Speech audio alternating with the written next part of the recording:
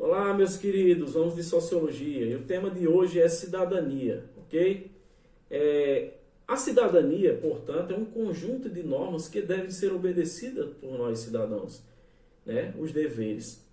Em contrapartida, os cidadãos eles desfrutam também de direitos civis, sociais e políticos, né?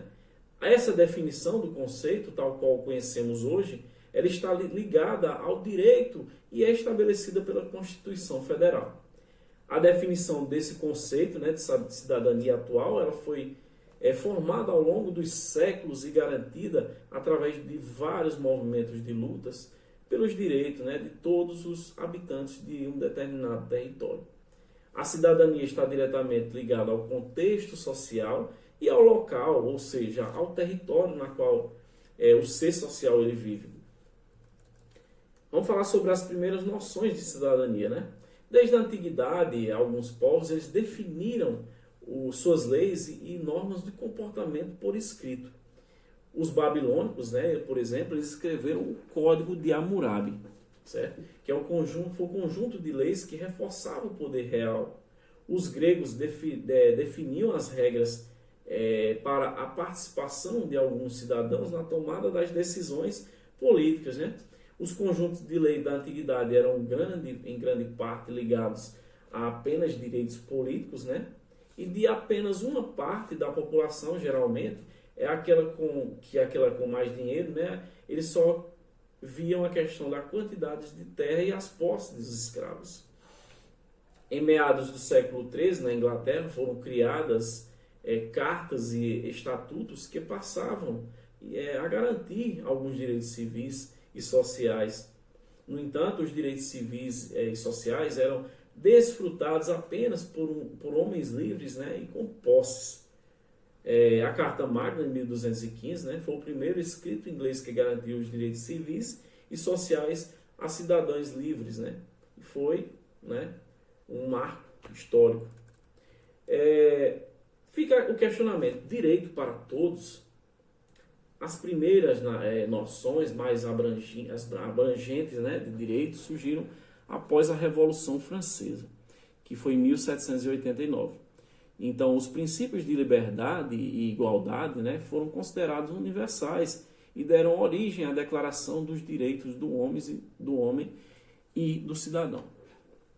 Embora a declaração fosse considerada universal, as mulheres e outros grupos sociais não tinham os seus direitos civis e sociais garantidos por a declaração. Era considerada para todos, mas ao mesmo tempo não atendia a todos os cidadãos. Então a ideia de que os seres humanos nascem livres e iguais e têm por garantia alguns direitos, né, foi trabalhada levando em consideração uma série de aspectos políticos, sociais e econômicos por pensadores ingleses e franceses. Thomas Hobbes, né, para ele, todos os homens nascem livres e iguais, certo? No entanto, toda essa liberdade poderia gerar conflitos. O fim dos conflitos seria garantido no momento em que os homens abrissem mão de sua liberdade a partir de um contrato firmado com o Estado, né, que passaria a agir em nome dos cidadãos. De acordo com John Locke, somente homens livres e iguais e donos de algumas propriedades podem firmar contratos com o Estado para garantir direitos políticos. E para Jean-Jacques Rousseau, né, a igualdade só existe e se baseada na liberdade. Para ele, né, para o francês, né, Jean-Jacques Rousseau, né, a igualdade ela só pode existir a partir de parâmetros jurídicos. Todos devem ser iguais perante a lei. Em contextos sociais, né, desiguais, as tentativas modernas de definir a cidadania, a garantir direitos, deixaram de incluir alguns grupos, como mulheres e homens, sem condições financeiras, né, considerados ideais para se tornarem cidadãos. Vamos falar a análise do conceito de cidadania segundo Marshall. Em seu livro, né, Marshall, Cidadania, chamado Cidadania, na década de 60, ele analisou a classe social e o status e o conceito de cidadania ao longo da história.